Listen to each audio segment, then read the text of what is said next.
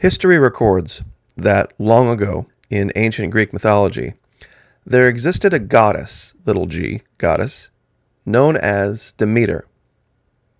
She was the goddess that the ancient Greeks would turn to when they wanted to have a plentiful harvest. Now, what if I told you, in the modern world, there is another Demeter that has given us an insight into another harvest? I've spoken at length over the last few years about the issue in Venezuela. Since 2002, the criminals in Washington, D.C. have attempted to destroy the sovereignty of this nation, while using their allies in the mainstream media to make you believe that the country failed simply because of socialism. Well, in yesterday's video, we showed, without a doubt, that you, North American, have been living in a socialist country your entire lives. In fact, so have your grandparents. The events of 2020 even further reinforce that assessment that Washington, D.C.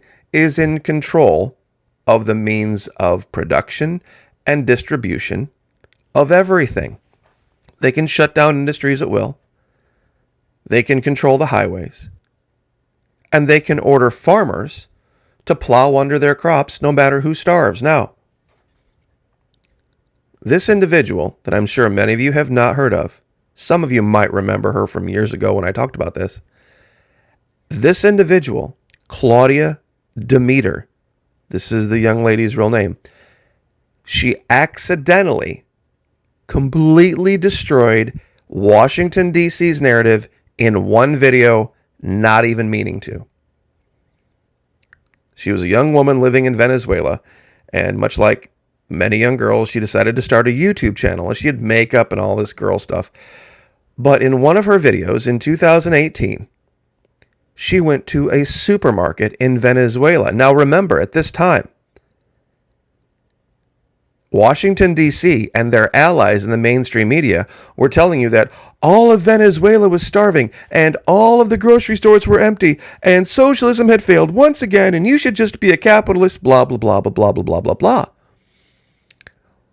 Well, this young lady, attempting to do something very nice and very wonderful, debunked them with one video, not even meaning to. She wasn't involved in politics.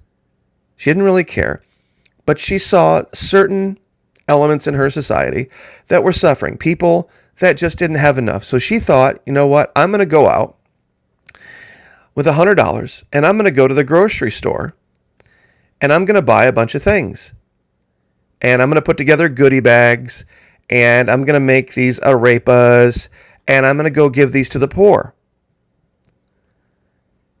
Well, in her video that she edited quite well, and I'm going to let this run for a while so you can see it, she went up and down the aisles, and everything was fully stocked, and it looked like a grocery store anywhere in North America. Now, she wasn't actively trying to debunk Washington, D.C. or the North American mainstream media. But you see Coke, and you see Pepsi, and you see Sprite, and you see chips, and crackers, and juice, and all of these different things. And people said, wait a minute, hold on. How can this possibly be? And some people tried to make excuses. Well, this is only the grocery stores for the rich or whatever, and they're out of toilet paper. And here she is with, plenty of toilet paper, and they're not restricting how much she can buy. She doesn't work for the government. She's just some kid. And it was an amazing thing to see. Margarine, beans. I mean, this goes on for the next, let's see, how long is this video? 14 minutes and 13 seconds, and I'm at about the 3-minute mark.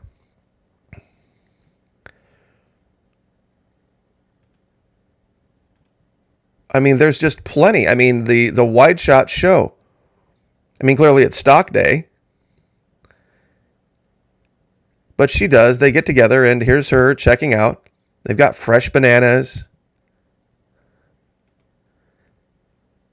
All sorts of things. And I just find it very, very strange that, the woman's name is Demeter. And she goes through how much everything cost. and how much she spent. And this is her channel here. It's her most popular video. It had almost 700,000 views before Washington, D.C. and their allies in big media shut it down. It would have gotten 10 million before somebody got a hold of her and her parents and said, hey, we have this political problem with this innocent video that your daughter did. And she was just trying to do what girls do. Now, here's the real sauce in this video. In yesterday's video, we talked about all of the crops being destroyed where the farmers were paid by the federal government. They got a letter stating, we'll give you 150% of what the market value of your crop is if you destroy it and don't bring it to market. In essence, the federal government was buying the crop and saying, since we own the crop, either we'll destroy it or you can destroy it. Either way. And many people came to my video yesterday and said, that shouldn't be allowed to do to our food supply. To which I replied, wait a minute. Hold on. Back up. Whose food supply? You don't own that food supply. The farmer does. You don't own that food supply. But it's grown in America, Mucky. Well, yeah. Capitalism confirmed. It goes to the highest bidder. And the highest bidder was the federal government. Show me in the Constitution where it says you're entitled to a farmer's product. It doesn't, does it?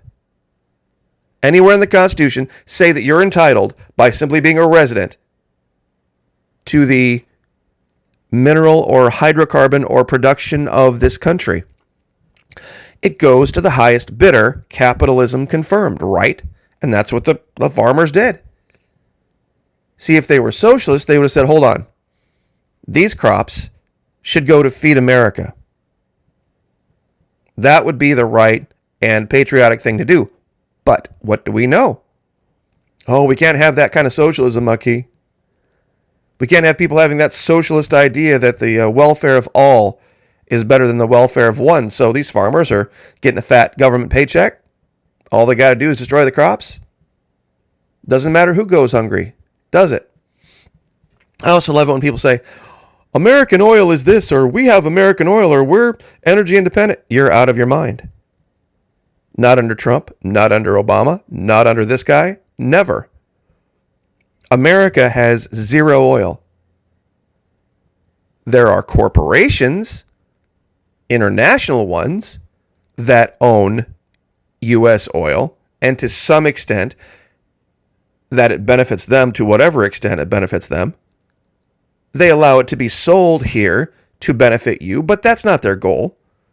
Their goal is profit. And if there's going to be a higher bidder somewhere else, guess what?